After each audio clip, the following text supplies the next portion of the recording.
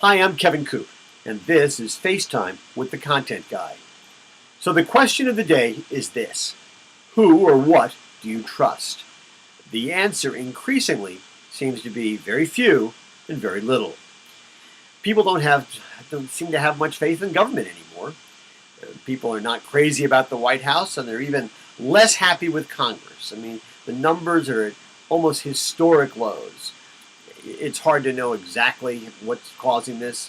Some people would say it's the political disaffection and the polarization. I suspect some of the lack of trust goes all the way back to the Nixon White House and the Watergate scandal.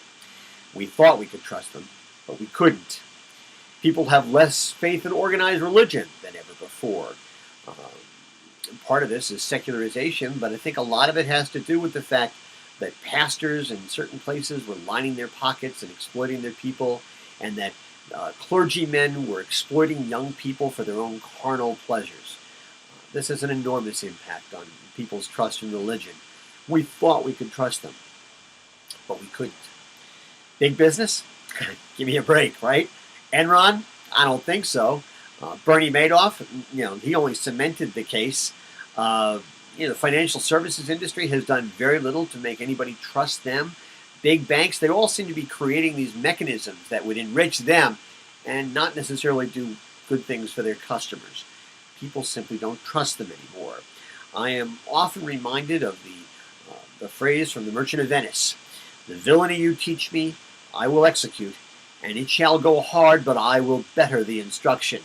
It won't surprise any of us to find out the financial services industry has continued to do what they used to do, and they are only doing it to make themselves richer and richer and richer. Just this week we found out that Walmart, a company that likes to paint itself in God Bless America red, white, and blue, and where some executives bring a holier-than-thou approach to their business, we found out that they may well have been guilty of systemic and systematic bribery south of the border, spending a phenomenal amount of money to bribe Mexican officials to speed the growth of their business there. And then they were guilty of covering things up when internal investigations made these things known. We thought we could trust them, but we couldn't. Unions? Well, I don't think so. Increasingly, union leaders seem to be totally out of touch with their membership and with reality.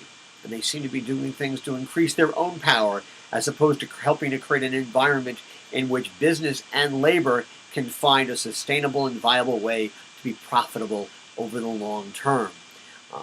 They could serve both sides, but they're not. The food business? I don't think so. It's my opinion that issues like pink slime and E. coli and contamination of peanuts and things like that do irreparable harm to the industry's trustworthiness in the public sphere. The media? Hate to say it because I'm a member, but let's face it, a lot of media outlets, whether they're newspapers or magazines or television networks, well, they seem to be engaged in, I don't know if this is even possible, but it's a kind of lowest common denominator one-upsmanship. The media is sometimes unwatchable. Sports? Well, big stars, people we would like to idolize, they use steroids in order to enhance their performance. The entertainment industry? Well, do we need another story about a big star that people used to love who falls into a pattern of drug abuse, alcohol abuse, or industry executives who spend a phenomenal amount of money on products that show very little in the way of imagination or innovation? We thought we could trust all these people, but we couldn't. So what's got me in this doer mood? Well, there's a fascinating and, I have to tell you, somewhat sobering article in the current issue of National Journal. It's titled, "In Nothing We Trust." And it details in both a micro sense and a macro sense the extent to which so many people in this country simply don't trust anybody or anything. Let me give you one quote. "With notable exceptions, the nation's one-time social pillars are ill-equipped for the 21st century.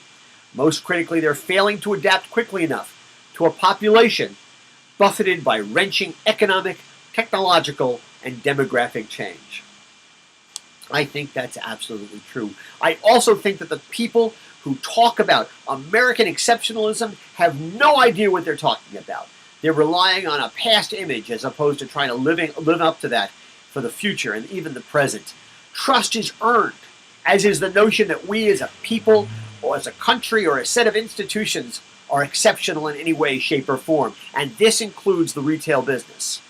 Retailers, because they represent the idealized view and sometimes ghost of a view of Main Street USA, they need to pay close attention to the notion of trust, because this is important to allowing them to have any kind of long-term viability. I suspect the trust is no longer there to be lost. Too many things have happened at almost every level of our culture. And I think we've created a population, a lot of these people are young people, who simply don't trust anybody or anything. We have to earn their trust, no matter what we happen to do or what institution we happen to represent. Why should they trust anybody? Why should they trust anything? Now, trust is there to be gained. If we do the right thing, if we behave in an open and above board sort of way, if we are transparent about what we do and why we do it, trust is there to be gained. It may be an uphill battle, but I think we can do it. Now, there are no shortcuts. We can't just say it and not do it. I think it was George Washington Carver who once said, "A veneer is worth nothing." We actually have to do it. But what we need is for people to say, we hoped we could trust them, and we could. Anyway, that's what's on my mind this Thursday morning. And as always, I want to hear what's on your mind.